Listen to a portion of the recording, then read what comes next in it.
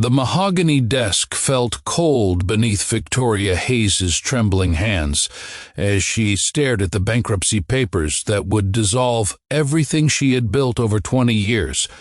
Her tech empire, Hayes Industries, was crumbling faster than anyone could have predicted, and in 72 hours, the board would vote to remove her as CEO. The woman who had graced the covers of Fortune and Forbes, who had been called the most powerful entrepreneur of her generation, was now sitting alone in her corner office at 3 a.m, mascara-stained tears falling onto documents that represented the death of her dreams. Outside her floor-to-ceiling windows, the Chicago skyline glittered with indifferent beauty, and Victoria wondered if anyone out there would even remember her name in a year. If you believe in the power of kindness, in second chances, and in the unexpected moments that change everything, please hit that like button, leave a comment below, share this story, and subscribe to our channel. You won't want to miss what happens next. Victoria had sacrificed everything for success. Her marriage had dissolved 5 years ago, when her husband grew tired of coming second to quarterly earnings reports. She had no children, few friends, and a family that had long stopped calling after she missed one too many holidays for business trips to Singapore and London.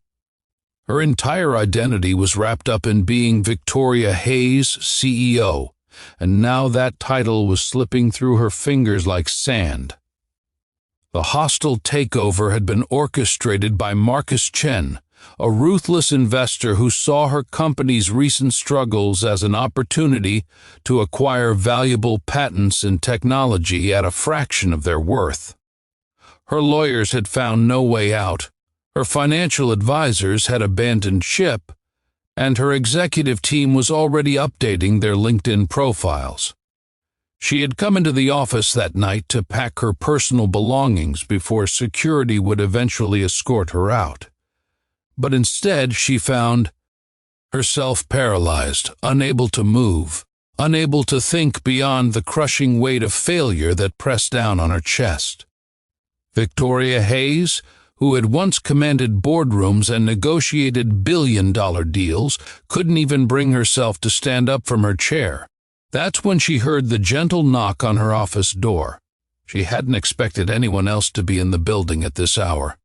Through her tears, she saw David Martinez, the night janitor, standing hesitantly in the doorway with his cleaning cart. He was a quiet man in his late 40s, someone she had passed countless times in the hallways without really seeing him. He wore the same navy blue uniform every night, and she vaguely remembered hearing from HR that he was a single father raising 2 kids after his wife died from cancer 3 years ago. David didn't say anything at first. He simply walked into her office, pulled up a chair, and sat down across from her with a compassion in his eyes that broke something open inside Victoria's chest. He had seen her tears, her defeat, and instead of pretending not to notice or awkwardly backing away like most people would, he chose to stay. His presence was gentle but steady, like an anchor in a storm she didn't know she needed. In a voice barely above a whisper, Victoria found herself telling this stranger everything.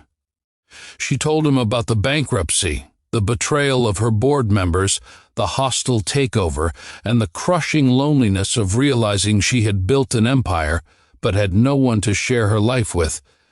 She confessed that she couldn't remember the last time she had laughed genuinely or felt peace. She admitted that somewhere along the way she had lost herself completely in the pursuit of more, always more, and now she had nothing that truly mattered. David listened without interruption, his calloused hands folded calmly in his lap. When she finally fell silent, exhausted from the emotional purging, he spoke with a quiet wisdom that came from real suffering and real survival. He told her about losing his wife, Sarah, about the night he held his 2 young children, and promised them he would keep going, keep showing up, keep finding reasons to smile even when his heart was shattered into pieces. He talked about how he had lost his accounting job during her illness because he had taken too much time off to care for her, how he had to take the janitorial position to keep food on the table and maintain their health insurance. But then David said something that would replay in Victoria's mind for years to come. He looked directly into her eyes and told her that losing everything had taught him what actually mattered. He said that every night when he cleaned these offices, he saw expensive furniture, prestigious awards, and photographs of people shaking hands at important events, but he rarely saw evidence of actual human connection. He told her that his children didn't care that he wore a janitor's uniform or that he could no longer afford the life they had before.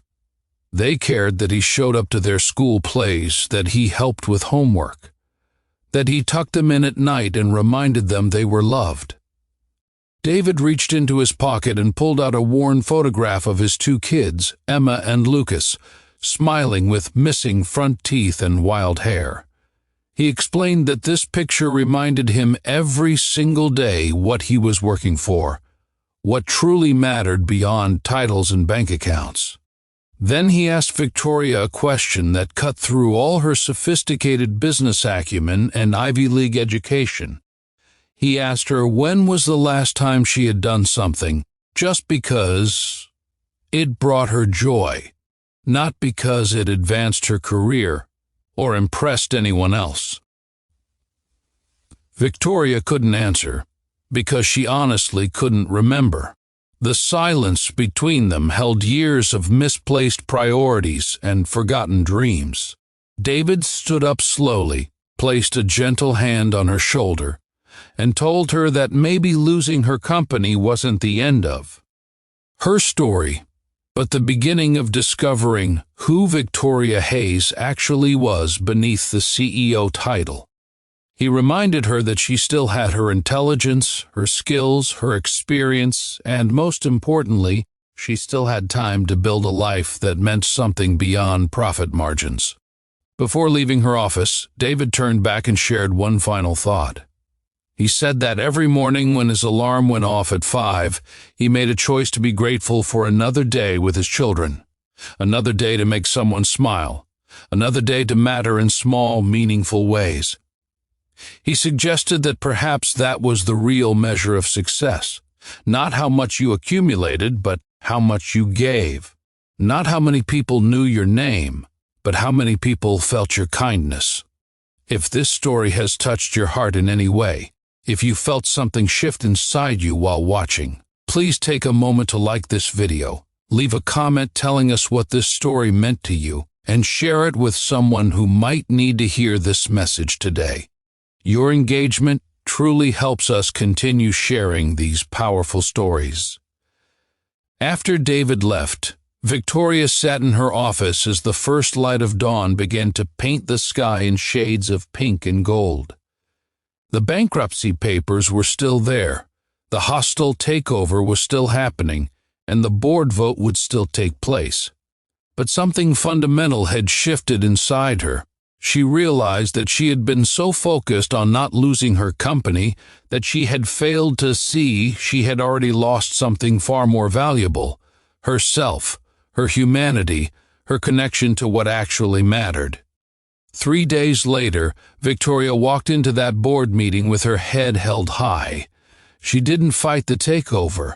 Instead, she negotiated a severance package that would protect her employees and ensure their jobs would be secure under the new ownership. She used her remaining influence to guarantee that the company's charitable foundation would continue funding scholarships for underprivileged students. Then she resigned with grace and dignity, thanking the board for the opportunity to serve. But here's where the story takes its most beautiful turn. Victoria used her severance and remaining savings to start something completely different.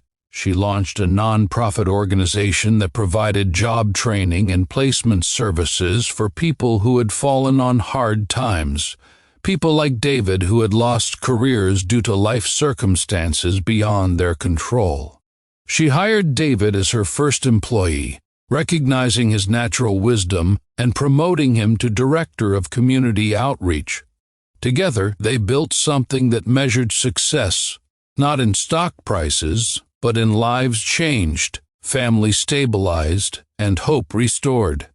2 years later, Victoria stood in a modest office that bore no resemblance to her former corporate palace. The furniture was second-hand, the space was cramped, and her salary was a fraction of what she used to earn. But on her desk sat a photograph of her team, including David and his children, all smiling genuinely after helping their 500th person find meaningful employment. Next to it was a handwritten thank you note from a single mother who had landed her first job in 3 years through their program. Victoria Hayes had lost her billion-dollar empire, her prestigious title, and her place in the corporate world. But in those minutes with a janitor who chose compassion over indifference, she found something infinitely more valuable. She found her purpose, her humanity, and the understanding that the most powerful thing you can ever build isn't a company or a fortune. It's a life that matters, filled with connections that endure, and a legacy measured not in dollars but in the lives you touch along the way. If you believe in the transformative power of kindness and unexpected encounters, please type "Kindness Matters" in the comments below. The billionaire CEO had indeed lost everything she thought defined her, but sometimes losing everything is exactly what we need to find what truly matters, and sometimes the most profound wisdom comes not from boardrooms and business schools, but from the quiet heroes who clean our offices, raise their children with love, and remind us that we're all just human beings trying to find meaning in this brief, precious life we've been given.